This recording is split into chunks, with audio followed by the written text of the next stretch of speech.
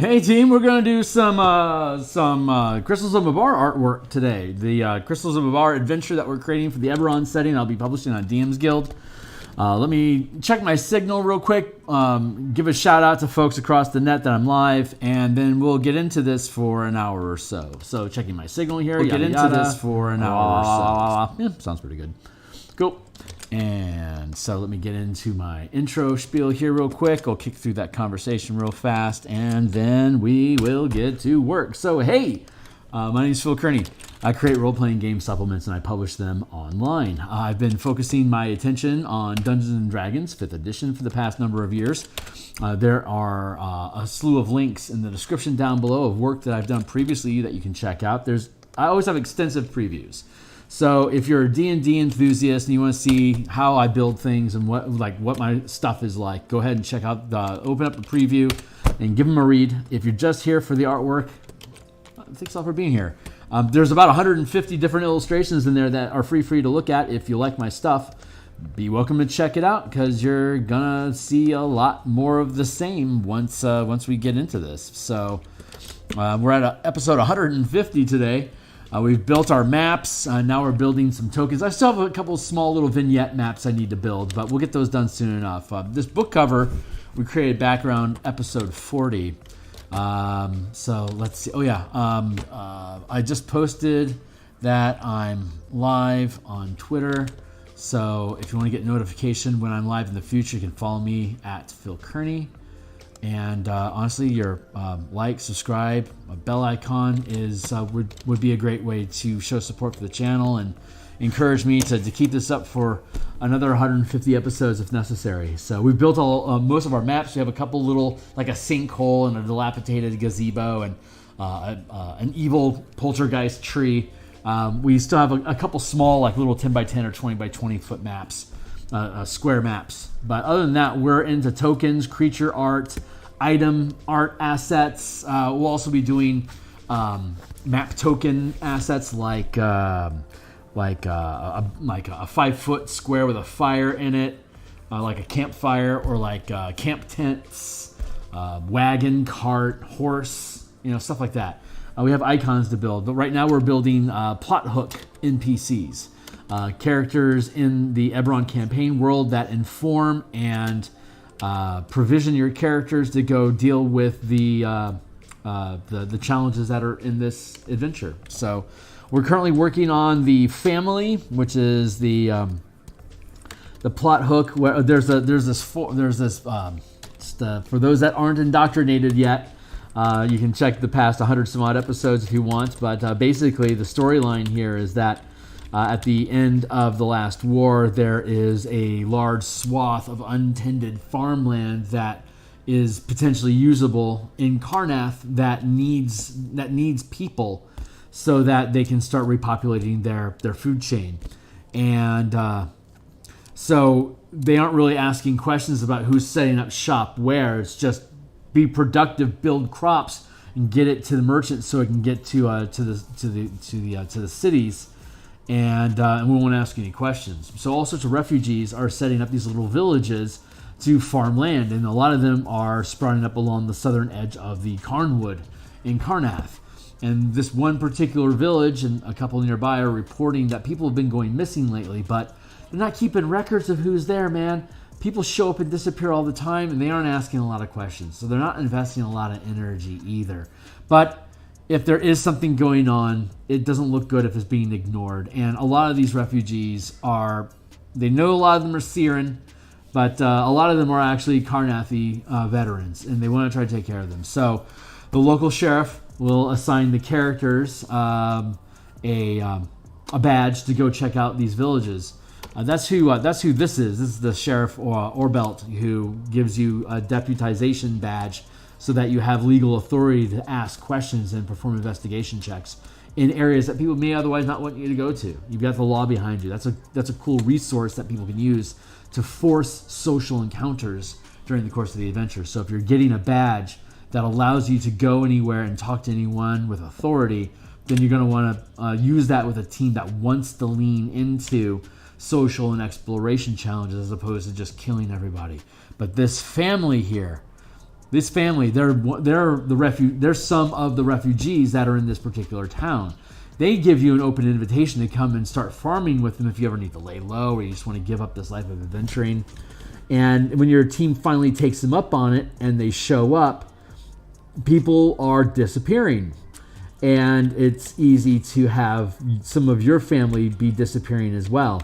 But the base assumption of this hook is that undead have attacked the village and some of your family is dead while the rest is missing.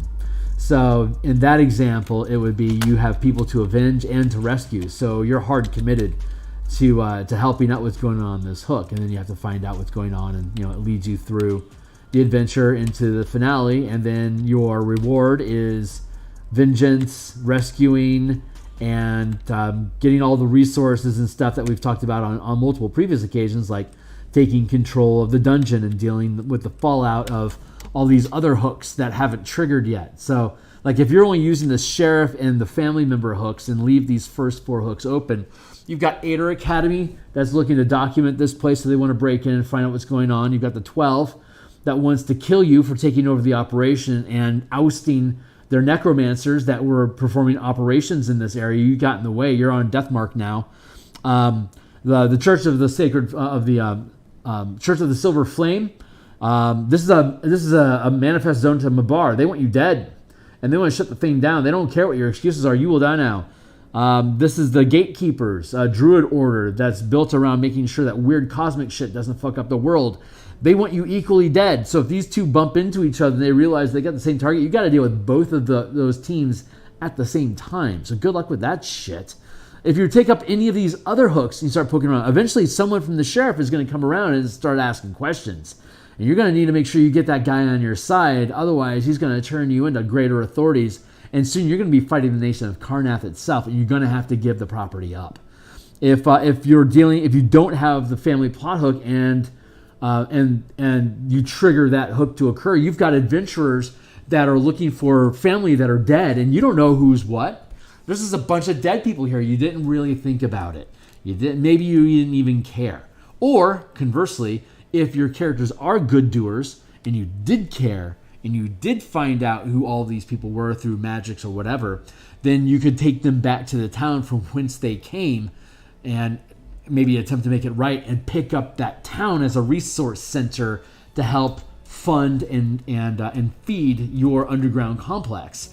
And the mercenary guild that acts as a buffer between the necromancers and the encroaching parties, they can get recruited too. So now you have a military force, you have a commerce hub, food resources, and you have a forest full of potential adventure that you can flesh out a campaign from level. This is a level 7 or 8 adventure. It's designed to cap. You're designed to take it on before 9th level, and you can gain levels up to, like, if you want to do everything here, you can start at 7th level, get through 8th level, and end at 9th level. There's enough adventure packed inside of the pages that we have here for you to do that.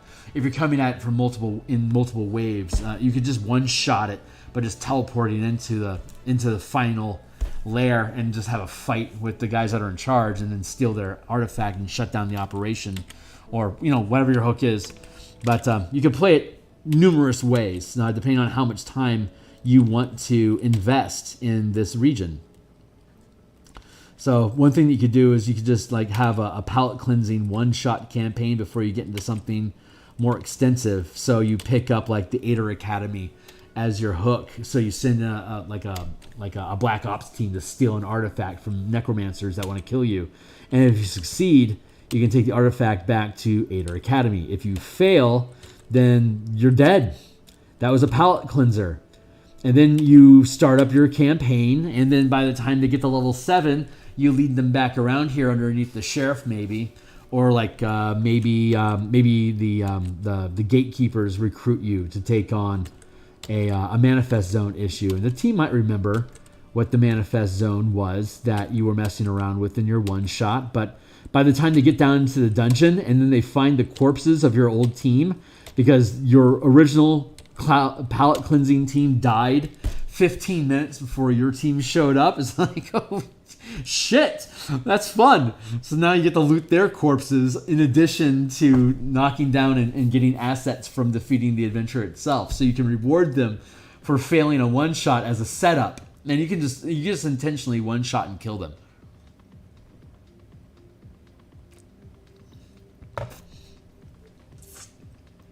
So that's fun. Like that's something you could easily do with this. But we built it with professional DMs in mind, because there's a lot of different ways to play the adventure, a lot of different ways to get different types of personalities or teams with different interests into the place. It drops easily into any ongoing campaign if you have a dedicated table that invests in your services each week. But yeah, it is this and all future modules that I will be designing are intended for professional DMs to be able to enjoy for themselves, because they can play it different ways. If you have an adventure that you think is fun and you want to play it more than once, hopefully some of my work will end up being like that for you. So because you're rewarded the more you understand how the adventure flows and how you can thread things together. And sometimes it takes a couple takes for you to really take control of all the different things that are going on inside the adventure, all the levers that you can pull. So you're rewarded for running it more than once, and most often it's only going to be a professional DM.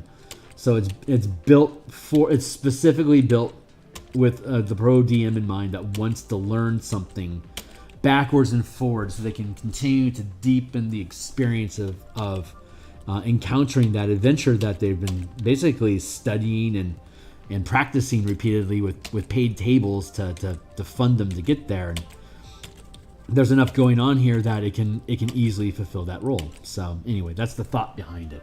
That, and it's structured to be piecemeal like that, so you can dial up and down the pull levers and adjust it accordingly to the flavor of players that you're hosting that night. So that's the idea behind it. And there's other adventures I have in mind. They're all currently oriented towards Eberron, but we don't know what's happening with the DMs Guild. We don't know where Keith is going. So we don't know if Keith is withdrawing support from Eberron. Is the Eberron community going to bail out of the DMs Guild since its creator is no longer there with it?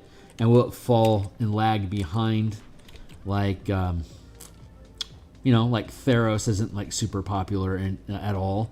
Strixhaven was never a really popular setting. Ravnica has very little adventure content provided for it by the DMs Guild or by WotC itself. So thin pickings out there, and we don't know if Eberron is going to get sustained or not. But when I initially began this endeavor, it was before all the OGL debacle kicked up, and everyone was really happy with business circumstances as they were. Keith was consistently creating adamantine sellers that would make him a good chunk of change every time he released something there. But now he's gone, so I don't necessarily know what's going to happen. So we're going to fulfill this in good faith, and we may end up having to shift gears.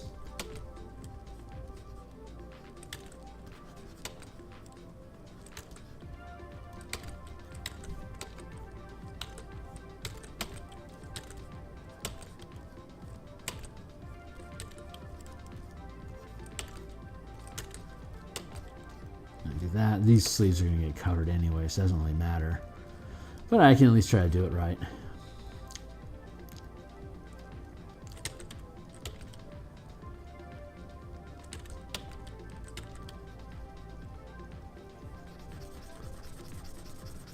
Still good.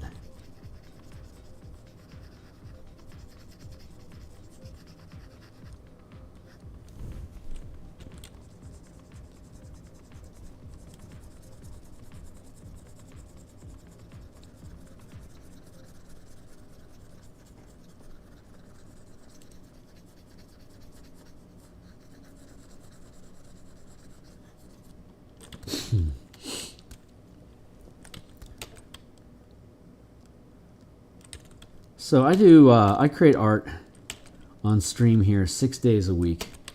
I'm here in the mornings, Monday through Friday. I create interior book art for the Spelljammer supplement that we'll be publishing on DMsGuild probably late September. And then on Monday and Thursday nights, just like tonight's, we're working on the Eberron Adventure artwork.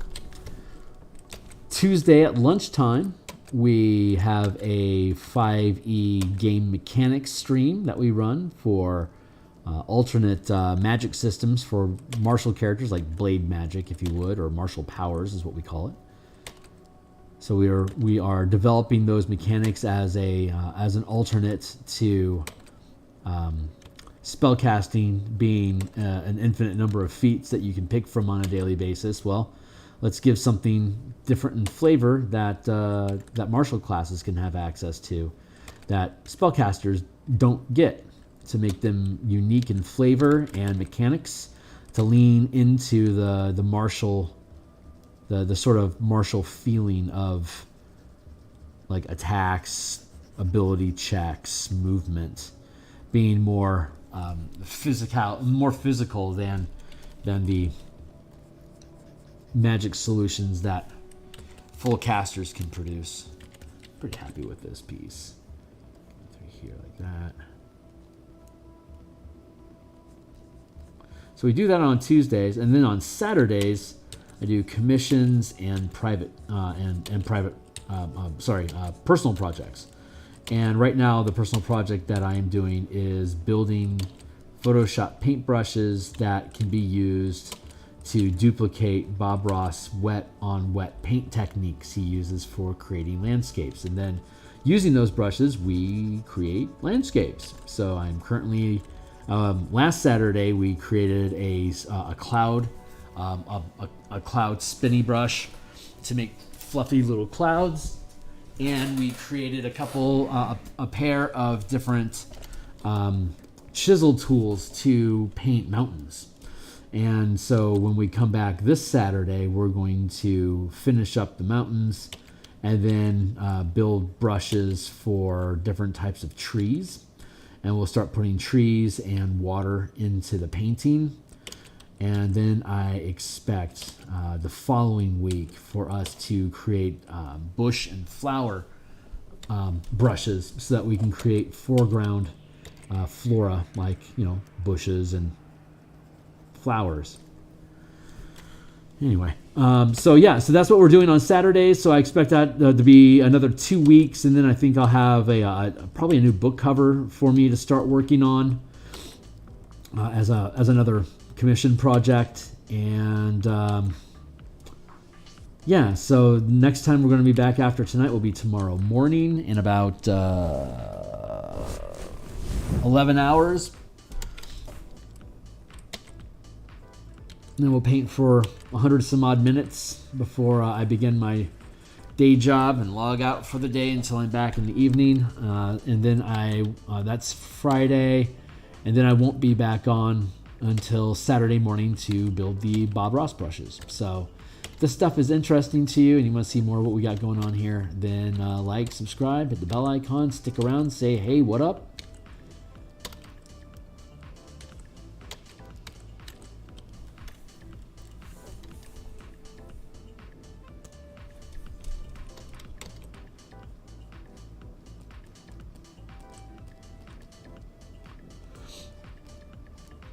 I'm just building some folks. I don't necessarily know / care what their relationship is to each other. I'm just stacking up some folks of different ages together and let you decide what kind of a family unit that is. It's not my place. I don't care. This is just people you care about. So you want to go visit them, and sadly stuff went sideways, and any number of these peeps can just be missing. So, or dead. Cheers.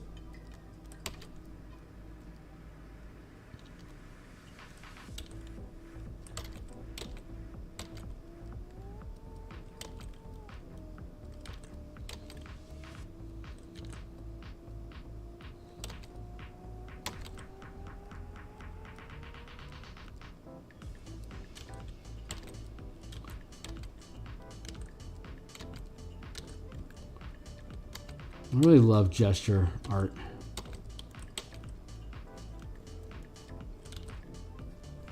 It's pretty easy for me just to drop emotion into sketch.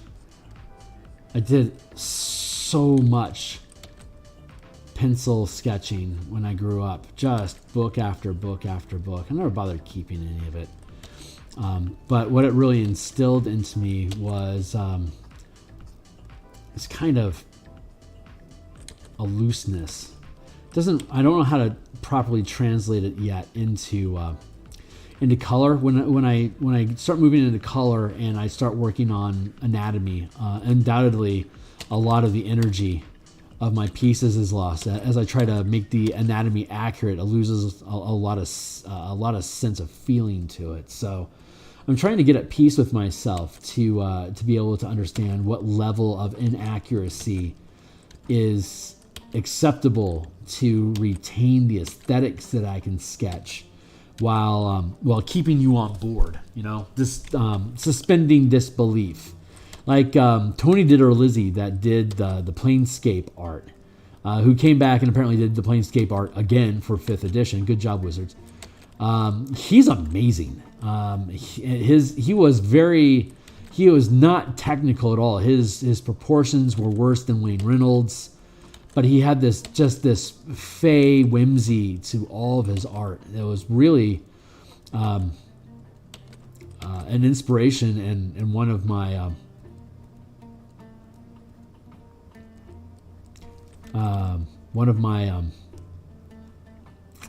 inspirations for getting into role-playing art at all. I think I was 17 when Planescape, the first box set, came out. So that was in my formative years of what kind of art did I want to invest my interest in, and Lizzie did a good job of locking me in. But his proportions were all way out of whack, but he had so much heart packed into all his characters. They were expressive. They were just a little off, so the style, the near accurate anatomy of the creatures fit the almost like cosmic radiation sort of vibe that came off of the Planescape setting. So it just felt right, natural, that the characters would be elongated or unnaturally distorted in one way or another, because it just fit with the general vibe of that setting. So there wasn't much need to question it. It just worked, and I don't feel I've reached that level of freedom in my own artwork yet. But I think once I do, when I get to that place where I can just feel confident about how I express figures, objects, environment. Like, I love where my environment painting is as a result of all the Bob Ross studying that I did. Is certainly one of my inspirations. But my anatomy and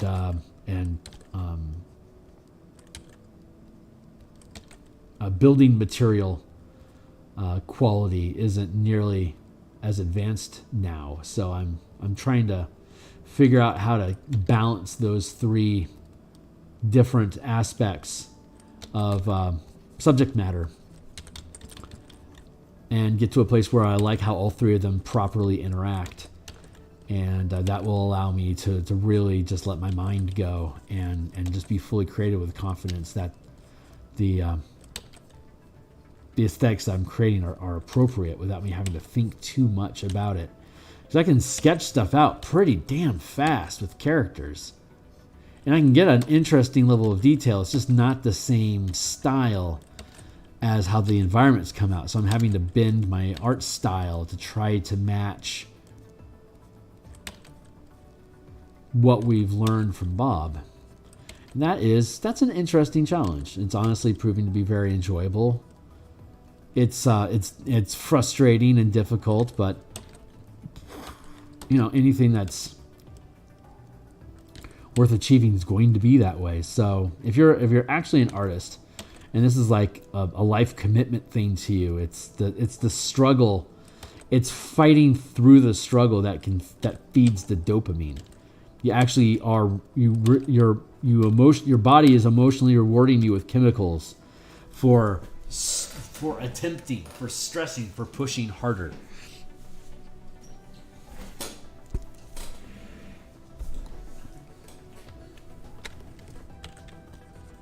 So it's really easy once you get committed and addicted to art. It's super easy to stay and flow like that, because your body is constantly rewarding you with successes after successes. Every time I draw a good curve, every time I draw a straight line, every time I catch that smirk just right, all these things, I get small dopamine hits as like I need 5,000 points for me to clear the puzzle, which is this painting, and every time I hit one of those marks on the path to 5,000, I get a little bling, and it's a dopamine hit. So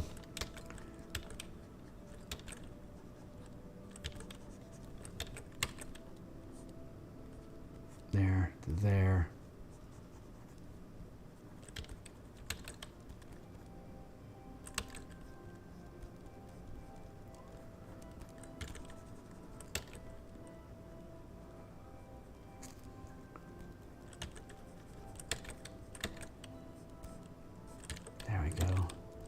See, that's a hit of dopamine right there.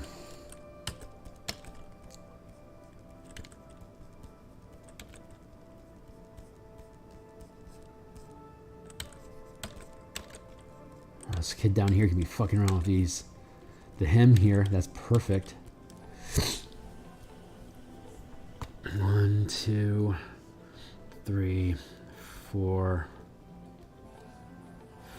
5. So the knees should be about here.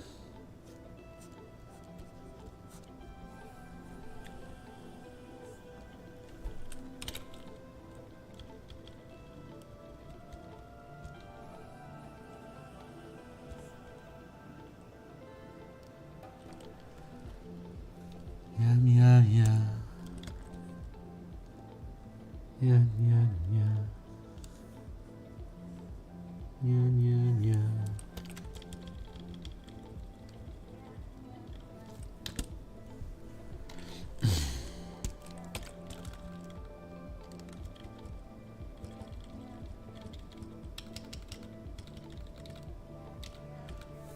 Ah, that's appropriate.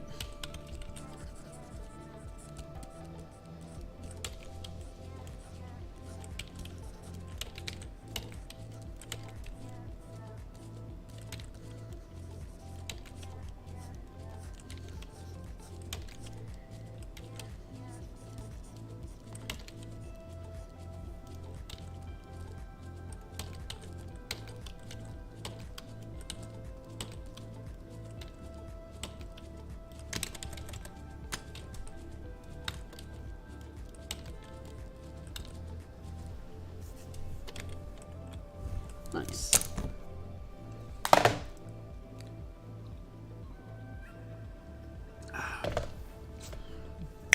I don't have my timer. Let me go grab it. What time is it? I've been at this for 28 minutes. Yeah, no wonder it didn't pop. All right, hold on. Let me get off of eat. There we go.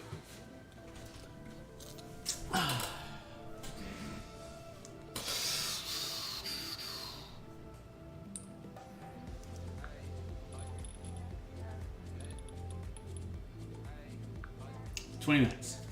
I'm gonna give myself another hour tonight. So I'm gonna finish a little early at 8:45 tonight. Found some improvements I want to make on my the Spelljammer book that I've been building. I don't like how the information is broken up between the Siege Commander role and the descriptions of how siege weapons with crews operate. I want to try to consolidate that information a little bit differently, so I'm going to have to wordsmith that for a while, but no one likes watching me wordsmith, so I don't do it on stream. I do it occasionally just to let people see where the stuff is coming from and the trial and tribulations you got to deal with in designing text, but it doesn't retain an audience really. Maybe when I get up to 3,000 subscribers, I'll have enough designer people hanging around that it's worth it to hammer through text. But a lot of that stuff is just reading the same sentence over and over again and rewriting it again and again. And since you're constantly running words through your head, it's really distracting to have meta conversations going on in the side stream. So design time, unless you're just doing ideation, like hard text coding, I'm not a big fan of. I love doing ideation and brainstorming on stream. That's just a lot of fun, just throwing ideas around with people. I love that. But actually brass tack, hard coding text. Currently I haven't attracted any interest with those threads. It's just like 5 minutes and everyone bails. It's like, so it's pretty evident. So I'll just stick to artwork and ideation, and I won't bore you with too many details unless I've started a new project so you can see where it's going.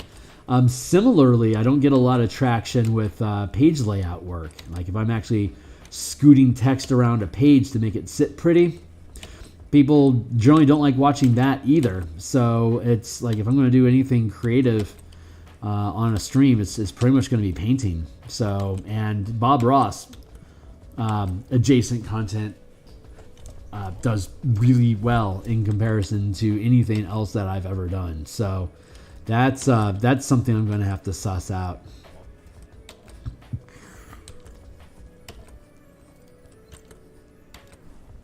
Because I like streaming art to promote the book the art goes in, but very little Bob Ross work I do needs to go into a book. So it hasn't been my focus of stream content because it's not where I was trying to go with it. But I could easily see a reality where I'm pulling 75K followers because I do a new Bob Ross painting every week.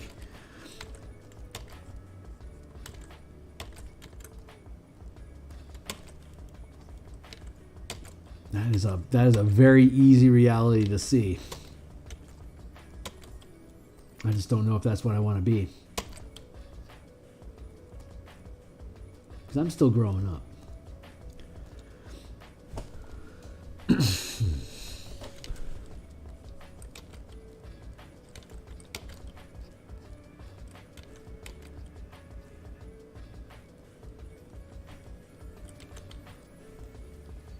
I like that. I like that draping. And I like how it combines with where he's standing to her. That all feels pretty good.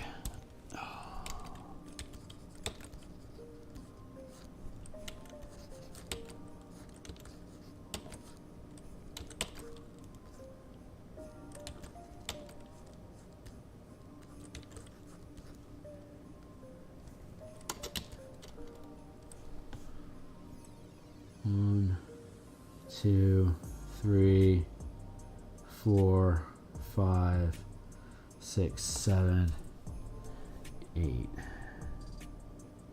should all end up okay.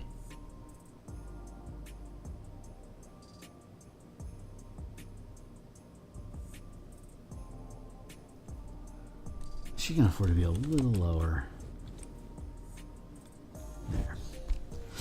That's pretty good. So we'll leave her like that, and then let's build in whoever this is.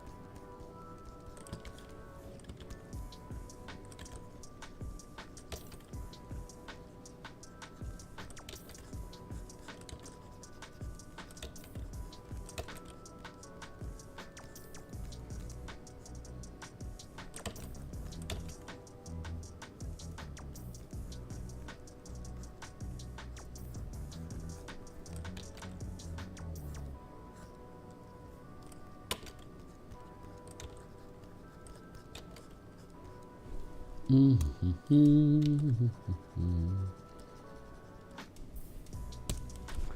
like that.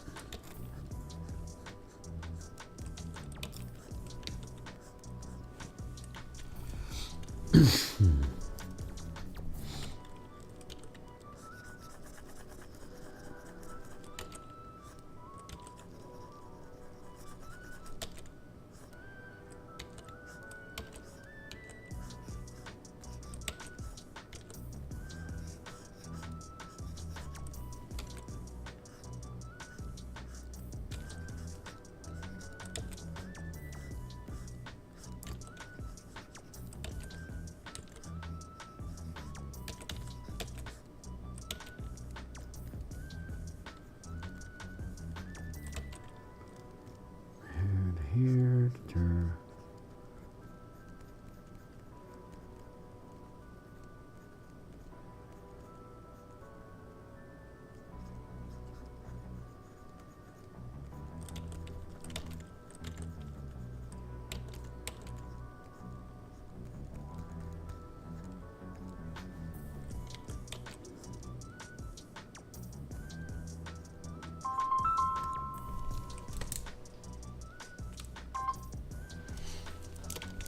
I shouldn't be receiving phone calls.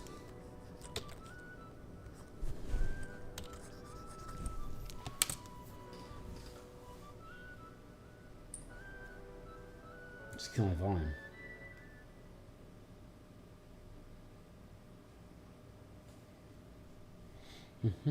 Perfect.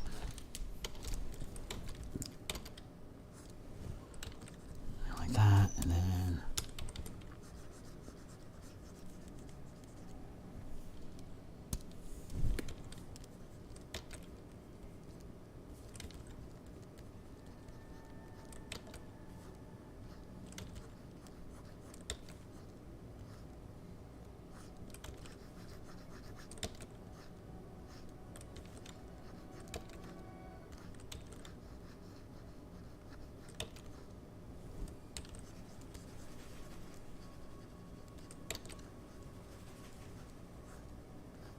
that.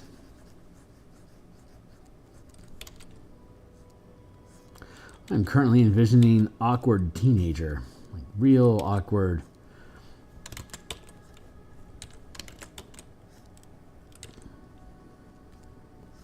Are we done with this picture yet vibe, you know?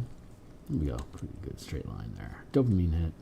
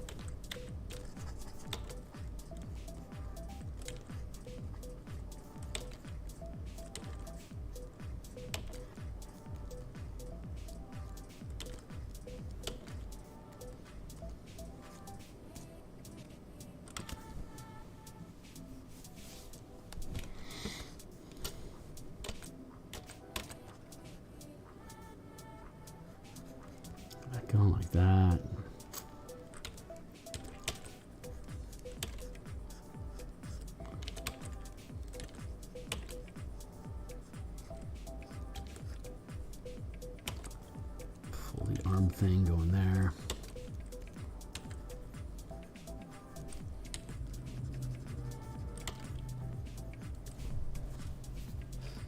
I got a voicemail. What is going on with that?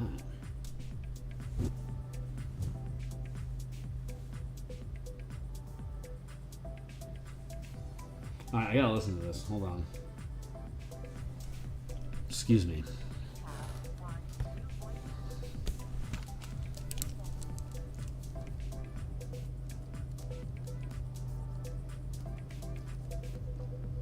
Yeah. That's a literally a blank empty space. Weird. It's like I got butt dialed by an unknown source. I think I got butt dialed. By an unknown source. Hey Shiner, how you doing? Just getting random phone calls that'll leave me voicemails, but they're just butt dial phone voicemails from people I don't know.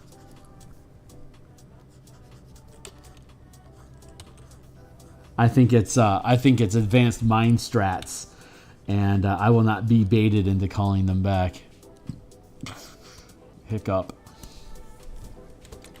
How you doing?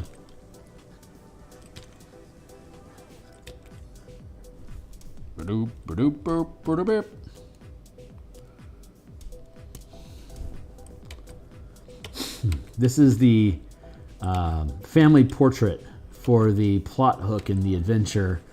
If your characters were invited by family to come out and start doing some farm lifing to get away from all that crazy adventuring shit and have a calm life. Come on out to the farms. We'll give you a honest living. And then they show up. They're either dead or kidnapped. Perfect crime. Oh, is my volume down low?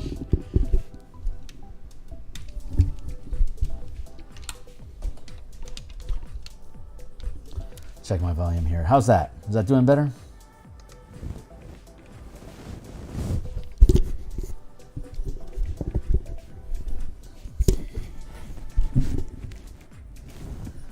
Better. All right, cool. Now let's keep at it. Normally the microphone is pretty much here right underneath my chin, so the actual microphone is down here by my heart. Take that for what it is. It could also just be that I don't have a lot of volume going with me today.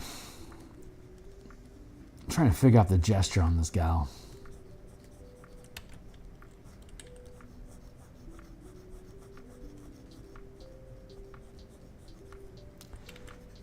Give her that pissy. Do I really have to stand here for 6 hours while this guy paints this? Sort of pose. I assure you, sister, it's not going to take 6 hours.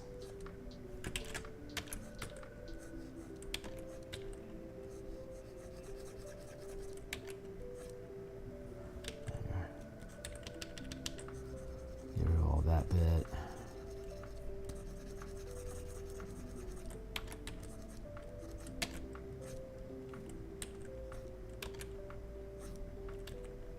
There we go.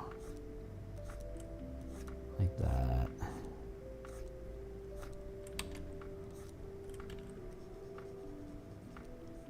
Very good.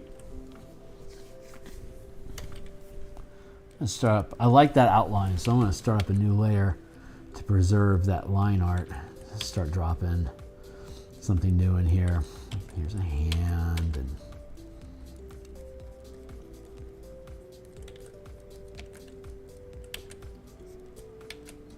shoulder, shoulder, down to here, up to there, shoulder, shoulder, too low, about here like that. So it should be like that. And here, should be about like that. So that's curving out okay.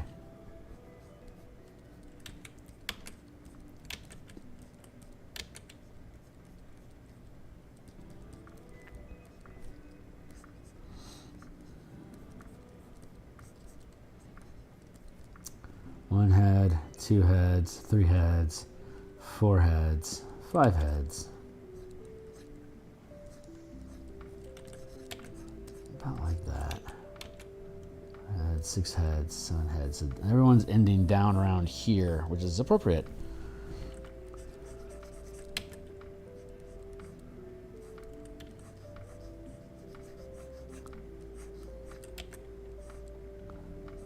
And we can afford to drop in there. So I can erase that like there. Push that out a bit. Of course, we'll colorize all this and blend it all together and end up merging a lot of this artwork into the color to fade it out. Like, it doesn't really matter, but I at least want to get the anatomy right off the first kick. So when I do start coloring it, I don't have to question the placement very much. The more accurate I can get the line art on the front end, the less work I have to do during the coloration process. So it's worth it. The fret over the initial look.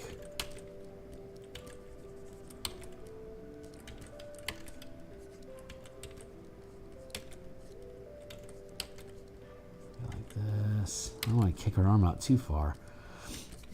I'm going to drop this down a bit. I fade it out of the way. Better. Better is better. Better than better. Check her, bird.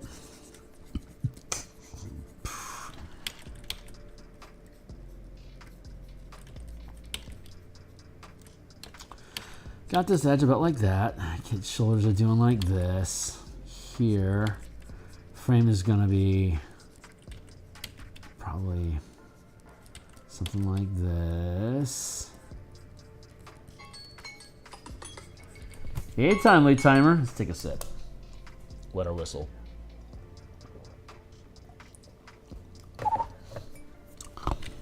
Wet whistle.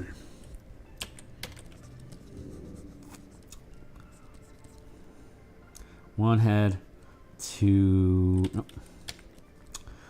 head, and 3 head, 4 head, no jokes. 5 head, yep.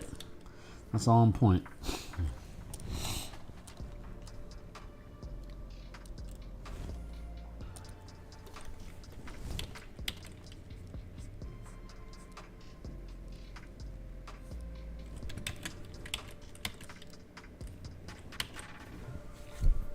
I could probably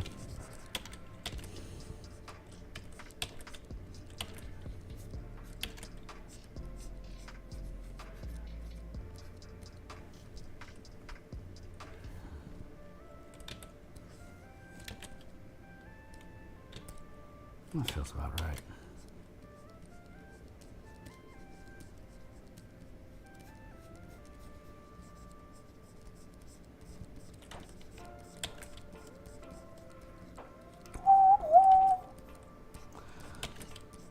Yeah, I'm pretty low key today. I don't know what that's all about.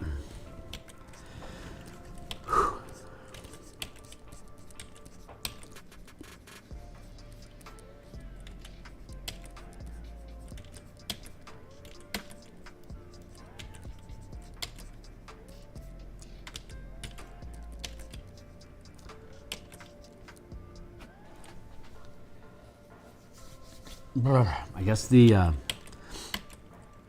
guess the pop-off energy just isn't there for me this morning.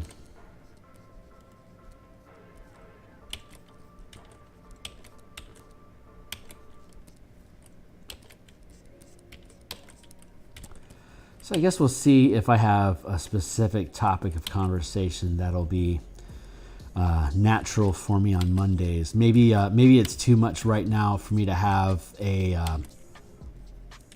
structured dialogue this early on. That since I don't technically stream at all on Sunday, I could invest a little bit of brain power while I'm hanging with the fam to think about what I would specifically talk about on Monday so that I can have something structured to talk about when I do stream like this on Monday night. That feels plausible. It was fun talking about the tiers last Monday.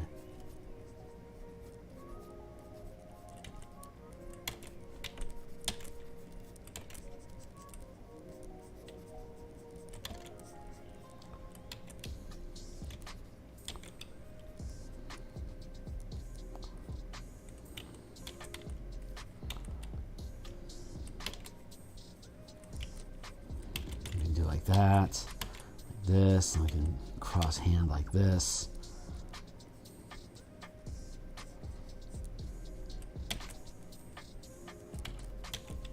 I spy with my eye something that begins with text. What up? This came over from Fred. Oh yeah, right on. Saw you on there for a bit about his rogue upgrades. Always exciting seeing development. Yeah. I like Fred's work. I like where he's going with it. I like how he talks through the process. He's really, I think, a really entertaining just talking about philosophy in general. It's one of the things I really value about his stream.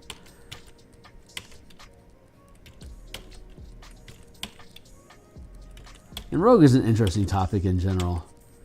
You know, how you express specialists in your game says a lot about what you prioritize as far as task resolution in your game.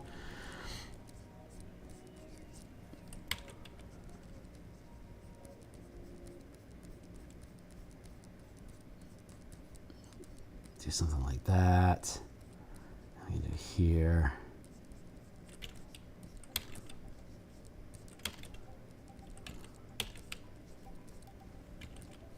I am super excited about the next few months of getting Spelljammer out the door, and then having this on my morning plate, and then do more martial powers in the evenings, and potentially get a play test going.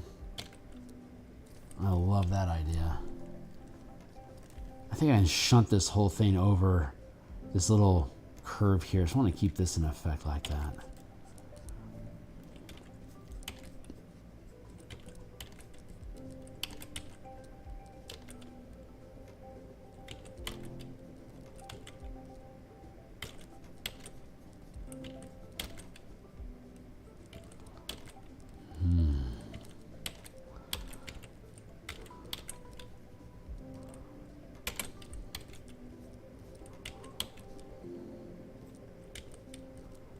There we go.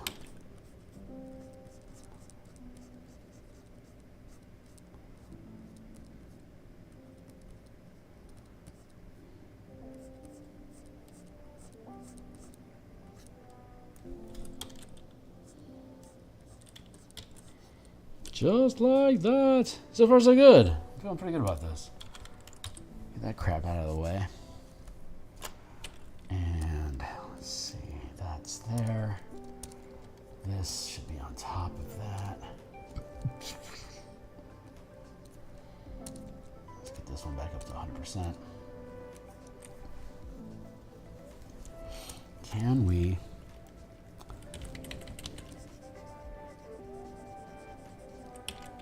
drop that out of view and then curve this a bit to match up with where that's at? There we go.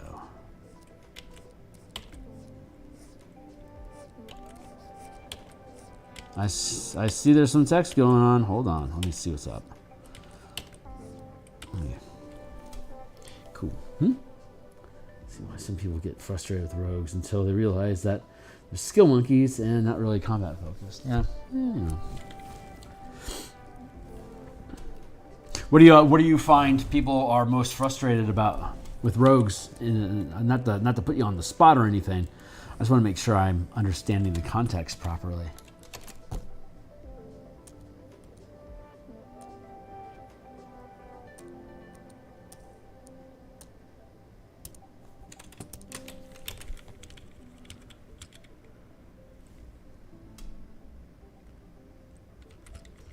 Or what if we leave that there and instead we scooch this in like that, and then take this and scooch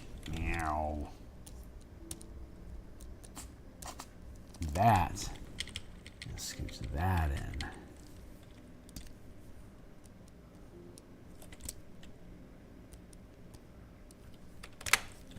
Like that. Perfect. That's appropriate.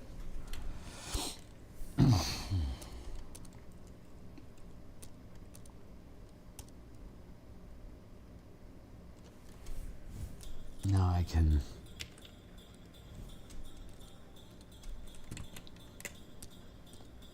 yeah, that's the right place.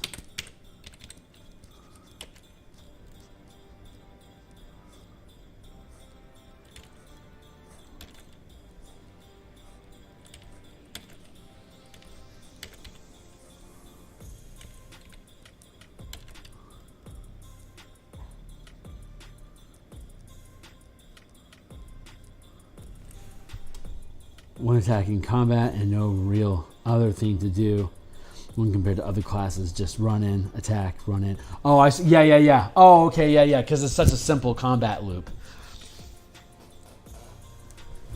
Sure. I can appreciate that. Yeah, not the most exciting class, for sure.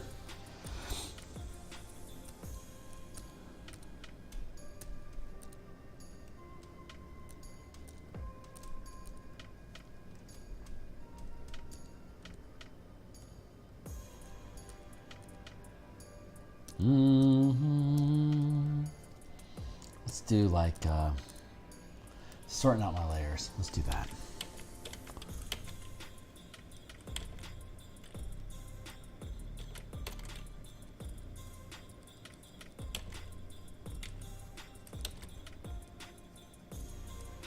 I can fake that arm into those robes a bit. That's cool. Get this pushed out of the way.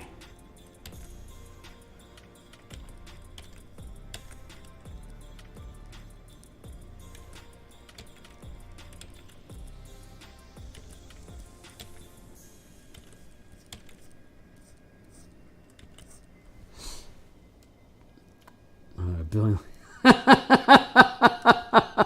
Yeah, exactly. Hey, Ketup. How you doing, guy? Yep, I just let them stack up, and then I'll just like, yep, those all look good, and I'll just burn them all down into the same pile, and, you know, threats be damned. Now, where was I at? Why was I chasing this is? I'm sure I had a good reason. There are many threats hidden amongst the tangled tarns and endless fields of the great outback. One of which is the land slug.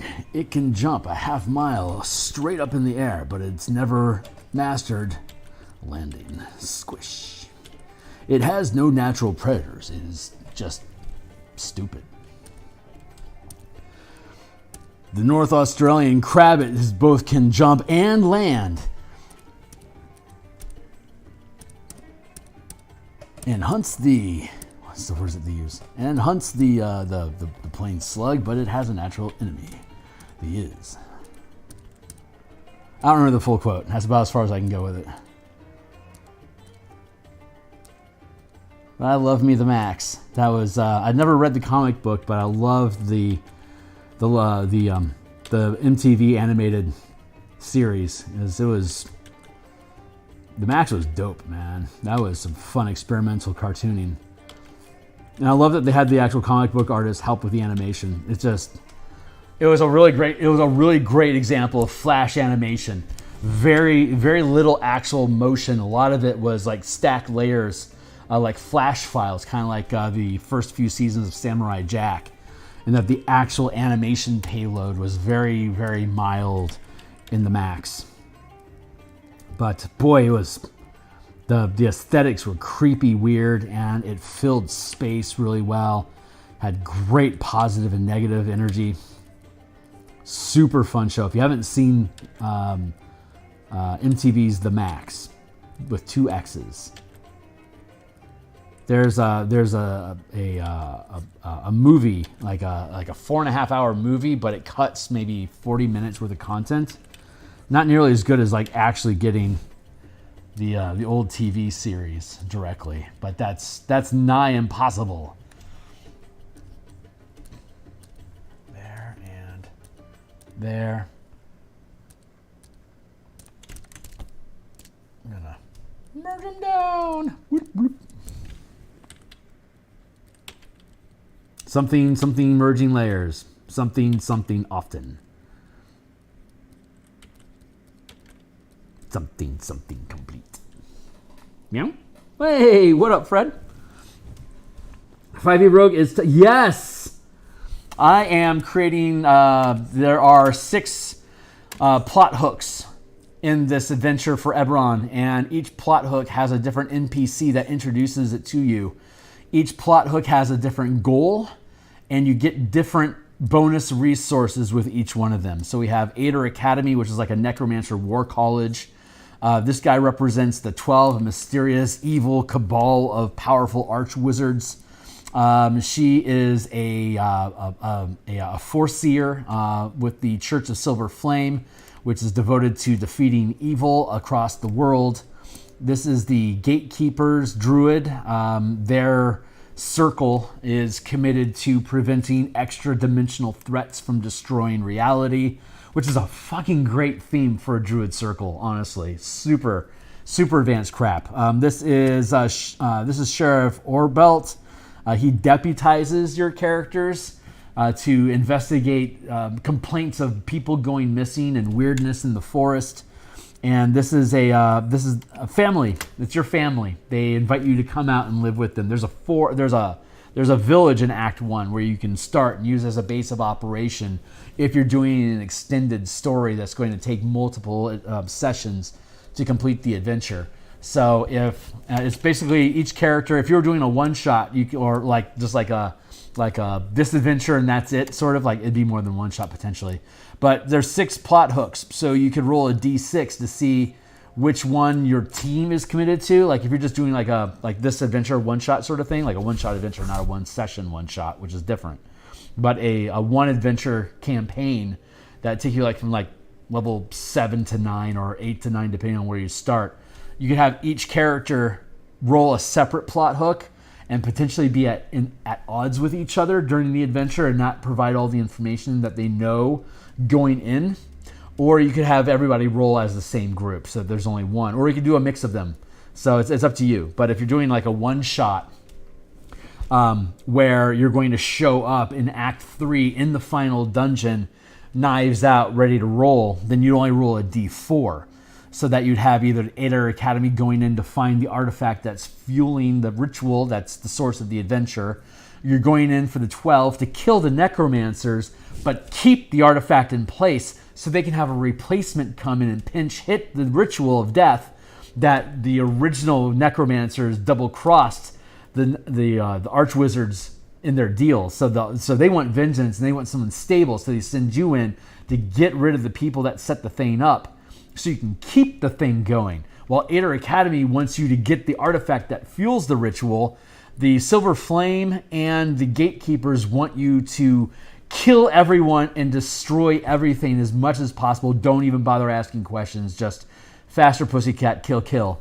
But if you have an extended game where you're building a plot line, then you could start with a D4 plus, like a D2 plus, plus 3 or plus 4 or whatever. Anyway, you'd only use plot hook 5 and 6 because plot 5 from the sheriff, you're deputized to find out what's all the hubbub about people complaining about missing people and weirdness in the forest. What's going on here? The sheriff doesn't have time for it, so he deputizes your team, gives you badges, which gives you authority to ask anyone anything in the entire adventure.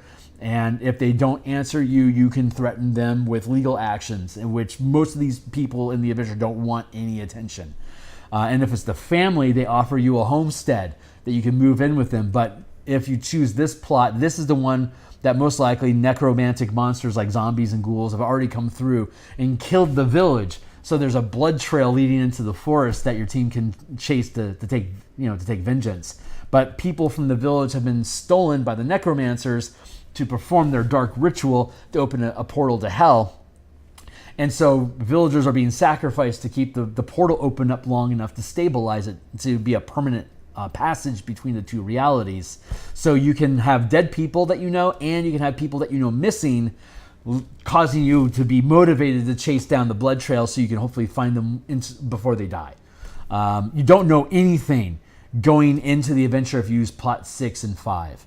If you use plot hook 4 and 3, you know there's evil, you know the general vicinity, but you don't know anybody, you don't know there's a village there, you don't know who's performing the ritual, you don't know that there's an artifact involved. These guys just, like a ping just showed up on the cosmic radar. It says evil is afoot, assemble your team. So the gatekeepers will use a tree stride or a transport via plant at an amplified level to send you a couple thousand miles across. The Silver Flame will just plane shift you to the closest location they can find. the arch wizards actually have a teleportation circle set up inside the facility, and they know the coordinates and they can give it to you if the DM decides that the circle is up and running. And same thing with the Aether Academy. They know the combination to the teleportation circle. So the Aether Academy and the 12 actually want you to go in. If the teleportation circle isn't up, they can plane shift you nearby, but you're going to have to hoof your way and find your way in yourself and then reactivate the teleportation circle so these guys can gate investigators in to procure the area, while the 12 wants to send in a black ops team to just do a people wipe.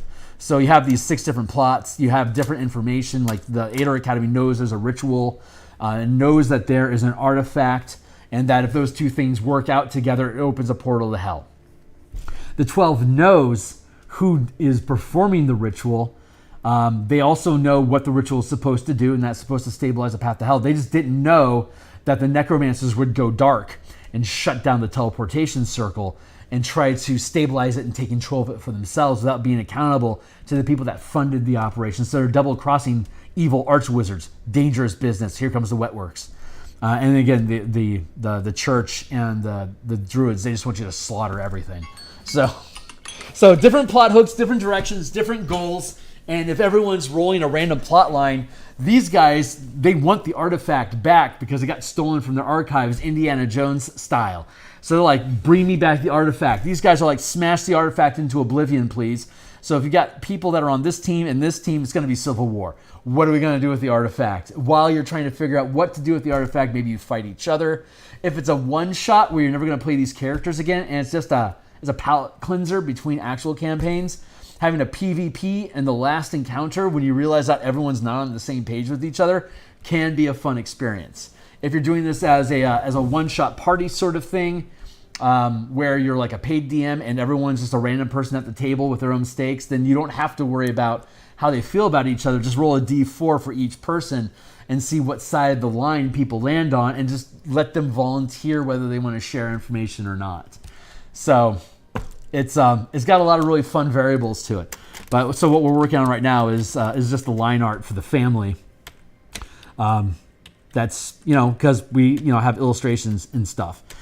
So when we're describing the different hooks, like one page per plot hook, and you know who they are, what their goals are, and what bonus material or information they give you for using that plot hook, and then alongside that you get the illustration of your sponsor. So that way you have a face to put to it. Yeah, that's the gist of it. The longest story made longer. That's what we're doing. And so I've got 3 people in here. Now I can get to do the little kid.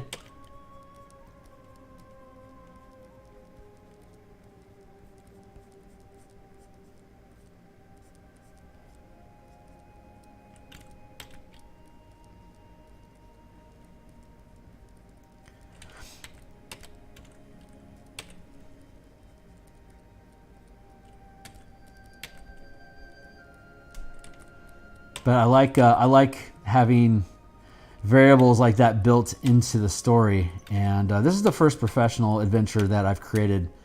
That's more than I did. I got commissioned in 2017 by Inkwell Games.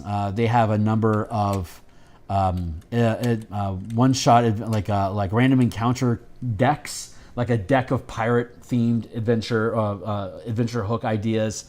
A deck theme of like Eldritch Horror. I did like maybe 150 of those, where it was like a 75 word description, 150 words worth of bullet points for different challenges or creatures that could threaten them, and then like 200 words for a conclusion, and like 100 words for like rewards or further adventures, and that all fits on the side of like one playing card. That amount of text. So I got paid. My first written RPG writing gig was making about 150 of those across, I think, like 6 different products. Fun stuff. It really was a great way for me to start, because there were light little tastes of ideas without having to worry about going too deep into anything. And I've been DMing since 87, so I've been at it for a good 20 some odd years, But I always just, homebrew my own stuff, and I never really thought about the workflow, the thought processes that go behind designing ideas. So I thought it was really great that was my first gig, because it really made me start thinking about what is the anatomy of an adventure, and now I'm building full adventures, and that anatomy is coming back as we can dive into deeper detail on any particular aspect of adventuring and really hone in on like what the purpose of different components inside of an adventure actually are, like randomness and positioning and acts, and like the differences in pillars between combat, exploration, and social encounters. Like there's a lot of thought that goes into each of those pieces when the first edition came out. And it's like every edition, some of that intelligence gets stripped away. It's almost like God, was it the Vishnu, the mystic religion in India? Their philosophy is that every generation of humanity, there's only so much intelligence amongst the human species, and the more people we have, the more diluted that intelligence is in each individual. So as we continue to expand globally, we become dumber individually, but we have a stronger overall battery, which the angelic forces can tap into in their wars in heaven. They want us to breed as large and as fast as possible, so we can create a larger chaotic psychic battery that they can siphon off of like mana, and wage their war against heaven or hell, depending on, I guess, whoever's standing in the circle at the moment. But that's an interesting thought process there. What the fuck was I talking about? I just woke up. Sorry, I was in a tear, and sometimes when that happens, I'm in a flow and I don't really know. Like I have to go back and listen to my stream to listen to what it was that I was talking about. I just lose track of what was actually the conversation was about. Oh, layering. We were talking about. That's right. The different editions. They get dumber and dumber every generation. We get further and further away from the really tight, methodical, procedural mechanics that really went into the original dungeon crawl concept, where you didn't have backgrounds. The characters were just user interfaces. Like they're like general user interfaces for the player to engage with things that they discover inside the dungeonscape. And the characters they didn't have personalities. They barely had names. They just had stat pools, and they had an action and a movement that you could use to navigate, discover, and then manipulate objects inside that space, with the quest of finding interesting shit to extract so you can go back and do it with more resources next time. It just didn't have a very deep plot action loop, but it was all puzzles, and it was exploration, and it was the new hotness. Like there was no such thing as a role-playing game before that. There wasn't anybody describing a room and then you deciding with no rules about what it is that you can ask or do, for the narrator to have an answer that compels more questions to dive further down that pipe. And that's what I think what really captures people when they first see like a really good role playing. Like that's the stuff that's like the Let's Plays and stuff that's on YouTube. Most of that is like super deep into the social pillar. Like it's all about thespian interaction and story development, because that's drama and people lock into that.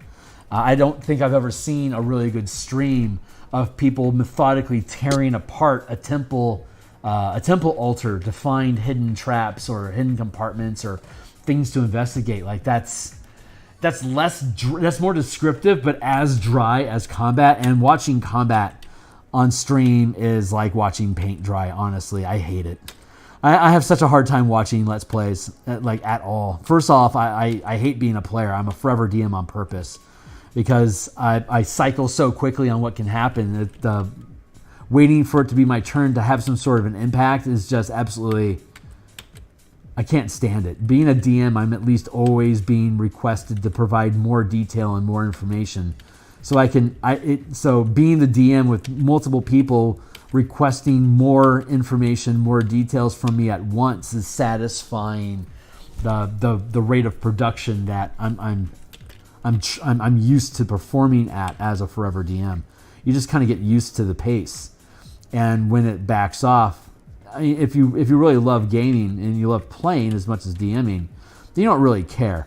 But if you're a forever DM like I am, then it's just it's so it's so tedious just having control of one single meat suit at a time. It's just I can't handle it. Cannot handle it. But I mean, hey, maybe that's just me. But yeah, they strip out the proceduralness of it. They strip away like what's a 10-foot pull for? You know, like there's a 10-foot pull in the player's handbook to purchase, but why would you buy it? They never even talk about what a 10-foot pull is for, but that, like, you want your 10-foot pull in first edition.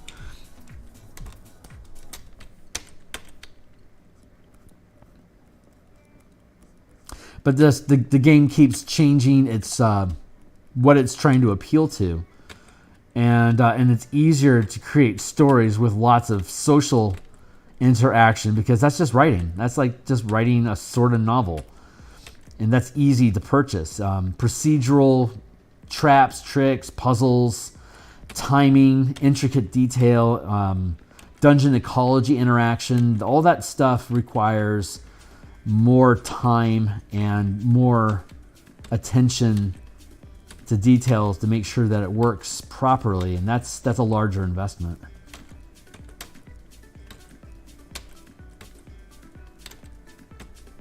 Which is why so much I think of the OSR scene gets so much praise for their hex crawls, campaigns, and adventures, because they really build them like toolkits for you to be able to cycle through and do different things with it each time you use it. It's meant to be explored and tore apart over multiple sessions, and that's that old school vibe that I still resonate with a lot. That I keep trying to work into my 5e games, and I'm getting to the point where I can express those things mechanically and hopefully in an entertaining manner, so I can start building these things out in any kind of a game system to be able to provide for people.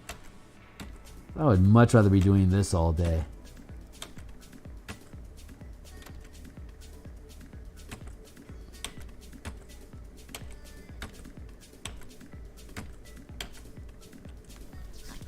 It just feels like a much more honest living to me than working for somebody else.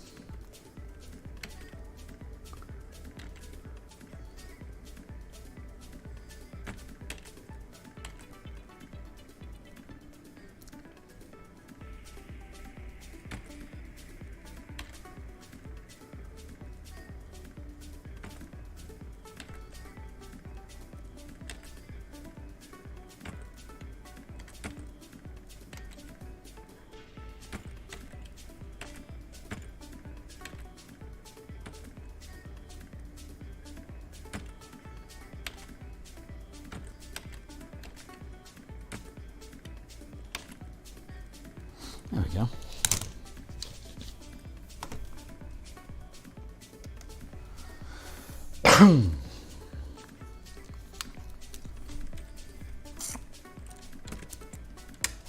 Take this stuff and drop it all here in my trash file. I can take all this stuff and drop it into a group, and then duplicate the group, and then conceal the first group, and then merge the second group.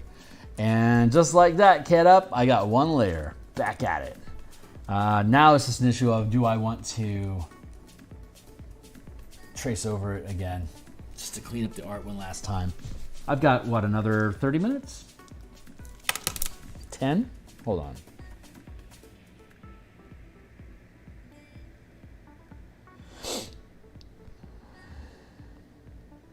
Give myself 20 more minutes, and then we'll be done for the night. And then that means that when we come back on Monday, we'll start coloring these.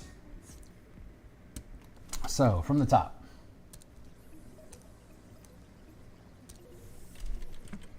Or maybe from the side. I'm going to use a smaller brush. Too small.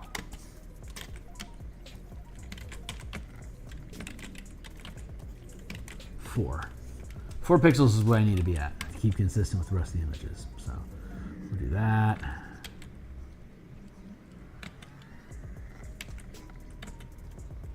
Like that.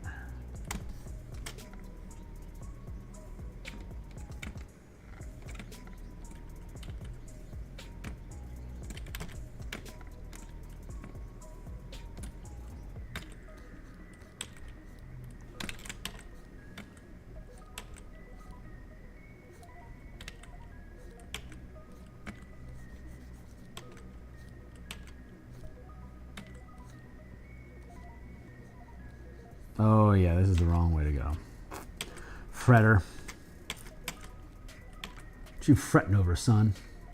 Quit your fretting.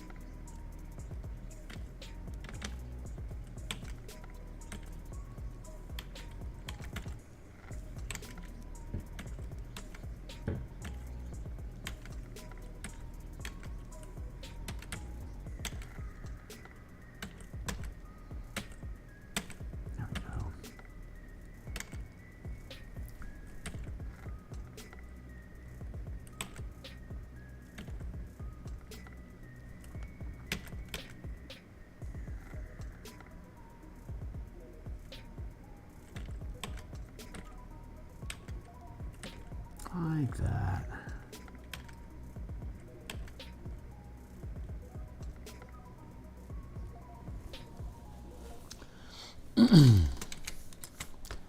Kid, I don't know if you're still here or not, but we were talking about AI at one point.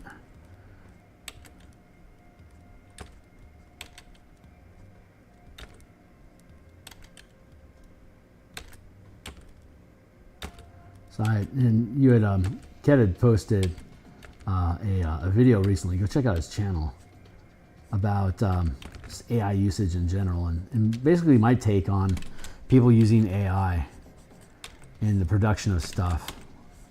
Generally, I'd say I can't stop them from doing it. And art's expensive, so I get why content producers would want to use it so they can have something that looks decent, that complements the text that they're putting out. But I would say that as far as like charging people for that work, Wizards lets you use all of the Magic the Gathering artwork that you want. You can grab them from anywhere, you can add them to any book or product that you want, but it has to be under fan usage, which means that you can't charge directly for it. But there are a lot of role-playing game creators that only post on Patreon using fan content, making the content that they produce with that art free. And what you do is you just give them X amount of dollars a month as a Patreon sponsor. Keep up the good work. Thanks for making these things free for people to look at. Your ideas are great. Here's $3 or whatever they're asking for and whatever rewards you get for it. But the stuff that you're using Wizards of the Coast's artwork, all their Magic the Gathering artwork for your fantasy books, you just don't charge any money because that would be stealing, right? Well, that's the agreement. And no one has any problem with that. So I would say that AI art should be implemented in the same way, that you can go ahead and use that artwork that other people have trained on, or that artwork is that machine is trained on that was produced from other people's work. Just don't ask for any money as a result of it. Make it free. And if the stuff that you produce is actually worth people's money, they will pay you, just like creators on Patreon get paid for posting free content, fan community content work. Same thing, exact same thing. That's what I would say, anyway. But at the same time, there's hypocrisy there. Because I didn't get to become the artist that I am in a vacuum. I stared at and consumed Larry Elmore art, Jeff Easley art, Clyde Caldwell art.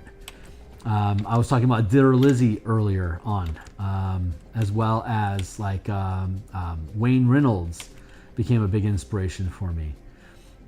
There are those are probably my 5 tops. Michael Whelan was a huge influence on me. He was a fantasy book illustrator. He did a lot of the Xanth novel covers back in the 80s and 90s. He was a big influence. And so artists accumulate what's called a visual library, where when you mention an object, they have a library of images of what that object is. Like if you haven't studied an ant a lot, this is the example that gets used a lot. If you haven't studied an ant a lot, then you're going to end up doing something like this. That's an ant, right? It's the symbol of an ant because you don't have enough anatomy awareness to know what an ant looks like. So if you have a larger visual library, my brain can pull up reference to what ants are supposed to look like, and I can create an ant. And it's not perfect, but I would be also thus going online to find an ant to reference. I've worked with art directors that specifically give me links to artwork that they're like, this is the type of creature that we want, or this is the kind of lighting that we want, or we want you to use this color palette. You know, but so a lot of times professional artists are directly referencing other people's work to get their job done. But as long as I'm not directly duplicating what that image is, no one ever bats an eyelash about it. There's art directors that like they look at your feet and they're weird. And like, what was your reference for this? I want to see what your references are, and if it's, I can potentially offer you a better one. You know, and that's how you get links and stuff from art directors. Is like, no, I want it like this. Like that's an accepted, known practice in the professional illustration industry. It's expected. And so I can understand why AI artists are like, what's the big deal? This is the same thing that everyone else does already. We're just automating the process. And everyone gets all bent out of shape. It's like, oh, you stole my art style. Of course I did. I've been staring at Elmore's work for decades. I know for a fact his style of rock and tarmac and snow are styles that I've replicated in the past because they look really good. And if I can figure out how to reproduce them, I'm gonna, because it's a style that I know produces the aesthetics that I want. Until, you know, I studied more and got into Bob Ross, and then evolved from there into my own, you know, my own language, my own brush identity and stuff like that. So I continue to evolve from there, but we're constantly learning off of people that are better from us, and we're learning by duplicating, and that's what AI is also doing. So I don't technically have a problem with how AI does its work. I don't technically have a problem with people expecting to get paid for content that includes that stuff. The only real sticklers I have is no one's asking anyone's permission to use this stuff to make the computer work.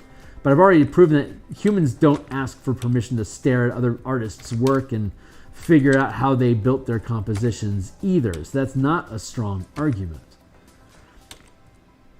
So, but there's an exchange here that the what the machines are learning took humans generations to learn how to build. We didn't get good at art we've got 16-year-old kids that are creating professional quality art because they're so steeped into the collective thinking to be able to pull that information. I have this theory that when a kid is born, they're hardwired with all the information that humanity's collected in this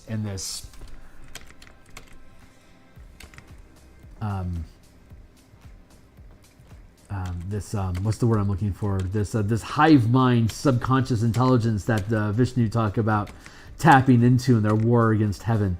That energy is automatically downloaded into the DNA of our species. So when a new kid is born, like a 2-year-old is born knowing how to use a tablet. By the time they can make their limbs move and they can point and actually accurately target things, the first thing they're doing is tapping open a phone and getting into their Facebook app so they can go back and look at where they were at before they died and just catch up real quick, download the new set of information and just keep the ball running. They don't know they're doing that, but I believe that's what's happening. So as we continue to accumulate, especially with art, we accumulate better understanding. People that are artists naturally pick up on what these things are, and they can just get the jump running from where they left off. Like a 16-year-old kid, may have started taking interest in like when they're 8 or 9, but by the time they're 16, they're really serious about getting into it. So then they consume 500 hours of how-to on YouTube. It sparks their racial memory, our Akashic record of how to create art, and we have kids being able to produce work 10, 20 years sooner than what 5 or 6 generations ago was capable of performing. So there's some sort of a time lag. I don't know the timing on it. This is just this is just stuff that makes me feel like I understand why is it that kids are born understanding how a tablet works. It's because that tech came online before they're, while they were still being brewed. So the human collective consciousness downloaded the information into their cellular structure. They get born.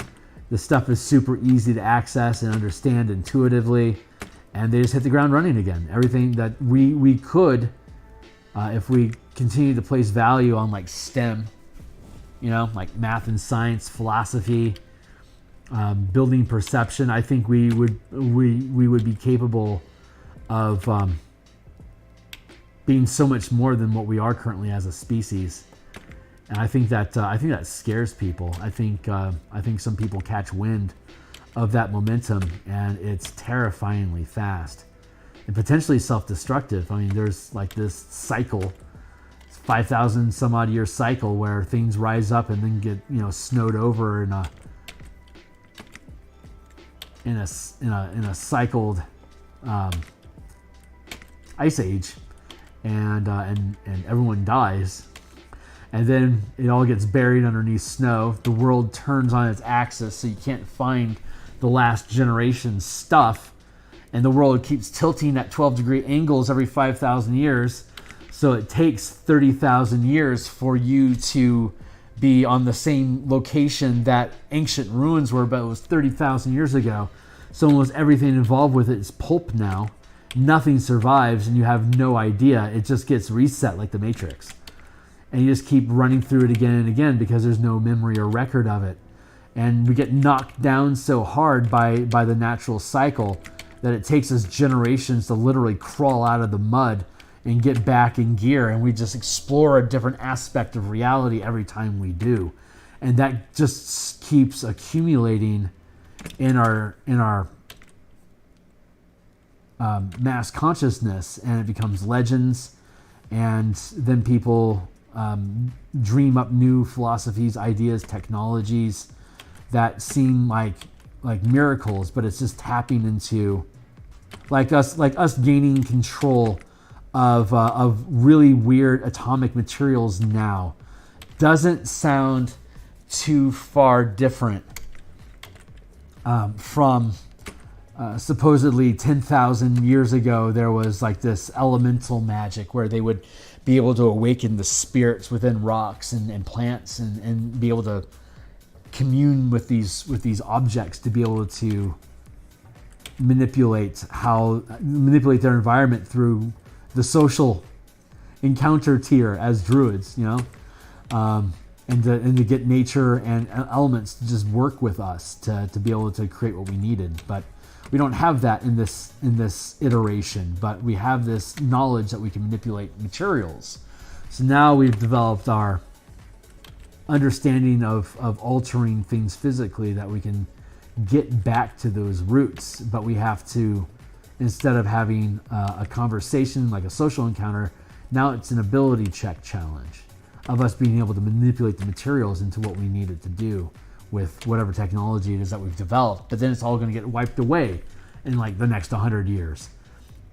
And all of our cell phones and all of our satellites will end up crashing, and there'll be weird artifacts that get dug up 3,000 years from now. They'll be like, what the hell was all this shit all about? Like, we don't have crazy sphinx-shaped monuments that have lasted forever. We're going to have monuments that literally fall from the sky. And they're going to be like, what the fuck is that? And they're going to have direct evidence that there used to be something, that there's something up there. And they'll go down a completely different path because of the relics that we leave behind. They're all airborne, that are fated to come back to Earth. And it's just a matter of will the next iteration of civilization be at a level where it can hold philosophy in a safe societal structure, that when these things fall from the sky, they can start asking serious questions about where, when, why. And then they'll start looking up a lot faster with different intents. Like, they won't have like Christianity saying we're the only people out there. It would be more like there's things that are watching us from the sky, and here's one of their messengers that crashed to Earth. There's things up there for us to communicate with. And that would spark us as a species to become incredibly interested in leaving the Earth sooner than later. Not 20,000 years, maybe only 6,000 years to get into orbit. Somehow. We don't even know what technology they're going to have access to. But that may be what the next cycle is. So our generation isn't going to be, like, our society won't be the society that's capable of leaving the planet and visiting the stars. But the next generation that comes after us might well be, because all these satellites will be returning to Earth as examples of these are things that you can achieve, and they'll literally be falling from the sky, so you can't hide them. It's not like they're buried. They're up there and they're coming at us. So I think the society to come is going to be very, very. I think they're going to be very much interested in looking up. And they'll be the ones that go and populate Mars. And they'll never know that we were realizing it's something that needs to be done. And we just didn't have the time to do it because we couldn't get our shit together. They'll have a huge jump start over us. And then they'll find our relics on the moon. They're going to be like, what is going on? And that is just going to push them further and further out of the system.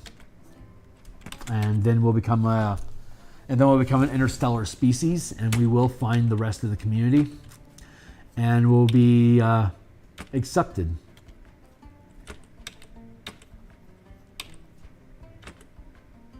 At least that's my thought.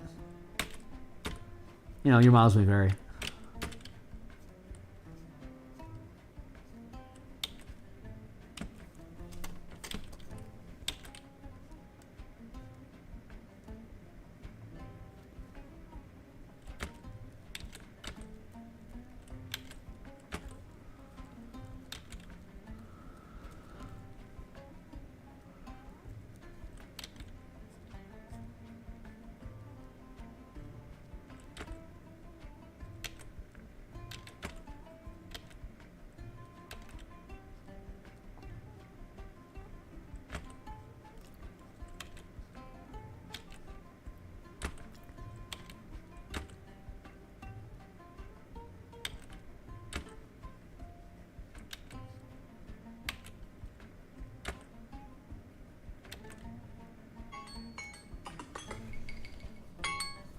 Well, that's supposed to be my end, but I think I want to finish redoing this character real quick.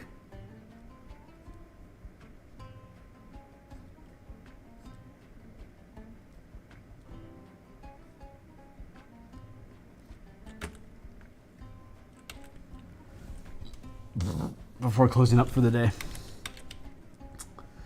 But we're here in the morning. We'll be doing more Spelljammer art. And we'll probably finish up the Illithid beach invasion. And then we'll move back into the pilot, the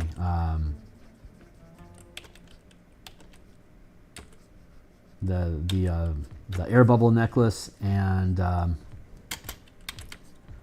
the navigation orrery. We'll finish the artwork for those things, and then that'll finish the equipment chapter. And then we'll be open to finish the hazards, and then we'll get into the combat section, and we'll be getting really, really close to done with the Spelljammer book. So I am very much looking forward to having that finished and pull this forward to our Monday through Friday in the morning instead of the Spelljammer. But I'm most interested in just having that Spelljammer out there so people can start playing with it, because it's just God, I am so proud. So proud of the mechanics in this book. It's so great. It's such a tight book. Once it actually publishes, it will of course be almost 100% free preview. Like you'll be able to read almost every page. And I'll do a lunchtime walkthrough, just like walking through each chapter, kind of like a director's cut, just talking about all the content on the pages and like what you can do with it, and how how we've seen it used in playtesting and blah blah blah blah blah blah blah, all those things. It'll be fun.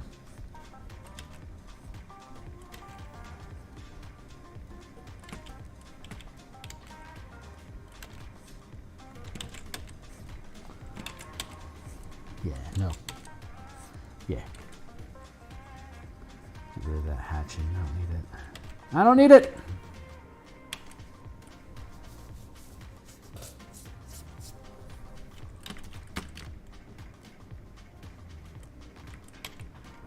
Alright, my guys.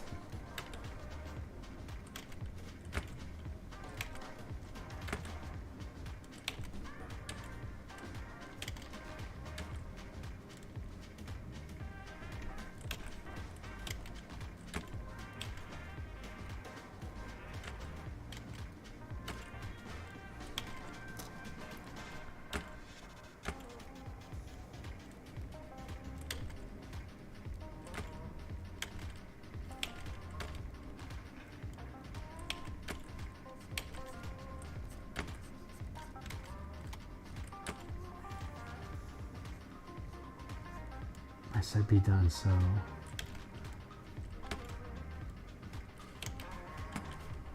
there you go. Yeah, that'll work. Just be fammy fam. All right, guys, that's it. I'm gonna go for tonight. I'll be back in about 9 some odd hours to keep working on the Spelljammer book art. Thanks a lot for letting me talk with you guys. I really appreciate you. I'll see you on the other side. Cheers.